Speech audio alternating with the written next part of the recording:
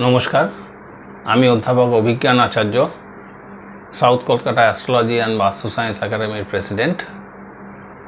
আগামী 29শে জুন আমাদের শনি গ্রহ বক্রী হতে চলেছেন কুম্ভ রাশিতে।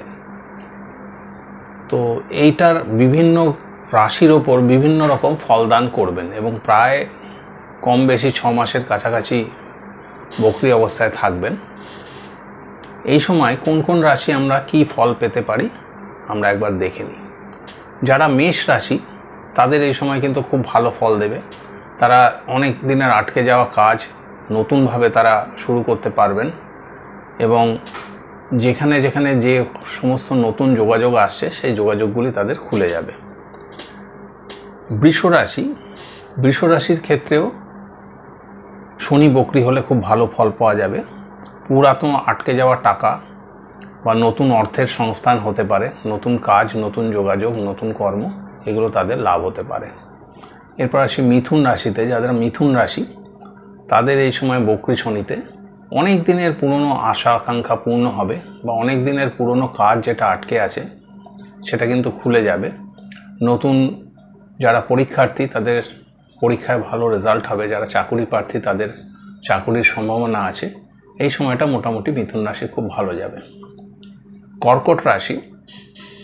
কর্কট রাশিরও কিন্তু সময়টা ভালো যাবে, তবে একটু মানসিক দুশ্চিন্তা বা টেনশন এদের থাকবে।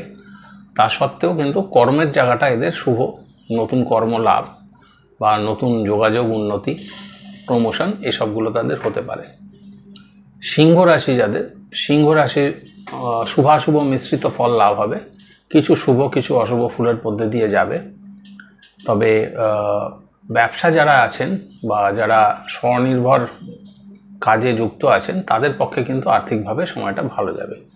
কন্যা রাশির কিন্তু একটু শারীরিক অসুস্থতা আসতে পারে, নার্ভের রোগ, পেন, মাসল পেন এসবগুলো তাদের হতে পারে।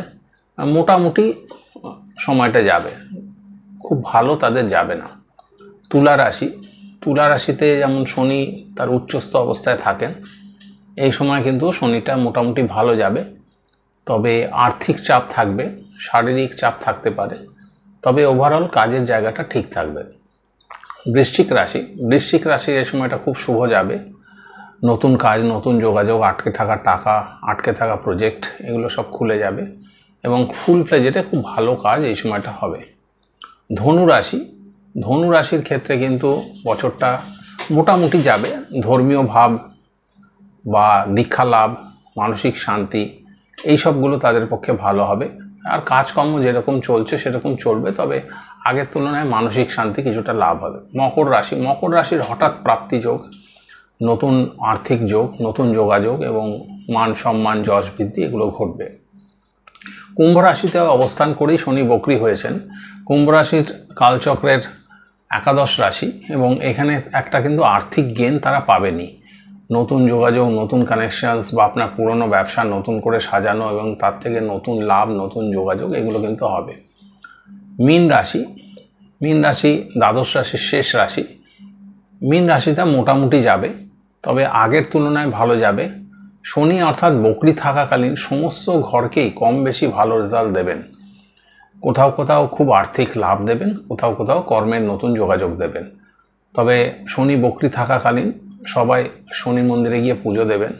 যাদের একটু ডিস্টার্ব করছে তারা ভালো ফল পাবেন। 8টি করে ধূপ, 8 টাকা দক্ষিণা দিয়ে প্রত্যেক শনিবার শনি মন্দিরে গিয়ে সন্ধেবেলা পুজো দেবেন। এতে আপনাদের যাদের অসুবিধা আছে তাদের অসুবিধা কাটবে, যাদের অসুবিধা নেই তাদের আরও শুভ ফলাফল দেবে। ধন্যবাদ।